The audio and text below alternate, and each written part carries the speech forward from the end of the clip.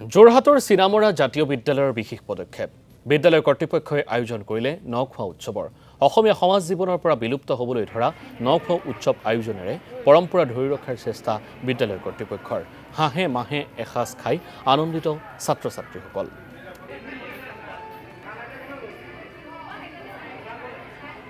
চিনামৰা জাতীয় বিদ্যালয়ত আচলতে বহু ব্যতিক্ৰমী অনুষ্ঠান হয় আমি প্ৰথমৰ পৰাই কৰি আহিছো এতিয়া আসলে প্ৰচাৰ লাভ কৰিছে আসলতে আমি ধান দোৱা বুলিয়ে নহয় তেওঁলোকক কৃষি ক্ষেত্ৰত নমাবলৈ আমি ভালকৈ মানে কৃষি ক্ষেত্ৰত আমি কাম কৰিবলৈ দিওঁ তাৰোপৰি তেওঁলোকে ৰবি শস্য বাৰিষাৰ শস্য সকলো কৰে তাৰোপৰি তেওঁলোকক কেৱল খেতিতে লগাই আমি নাৰাখোঁ তেওঁলোকক আমি খাবলৈও দিওঁ কাৰণ এজন ব্যক্তি খাই বৈ শক্তি সবল হ'লেহে খেতি কৰিব পাৰিব আৰু আমি আজিকালি নখোৱাৰ যিটো পৰম্পৰা এইটো গাঁৱে নাইকিয়া হৈছে প্ৰায় আৰু সেইটো আমি পৰম্পৰাটো ৰক্ষা কৰিবলৈ যত্ন কৰিছোঁ আমি ধান দোৱা পৰ্ব যেনেকৈ পাতিছোঁ ইয়াত কৃষিমন্ত্ৰী আহি ধান দাই গৈছে আজি তেওঁ শলাগি গৈছে যে অসমৰ ভিতৰতে এখন গুৰুত্ব মানে এটা অপৰম্পৰাগতভাৱে আমি এইটো কাম কৰিছোঁ আৰু ঠিক তেনেধৰণে আজি আমি নখোৱা উৎসৱ পাতিছোঁ আপুনি জানে যে বিভিন্ন নামঘৰে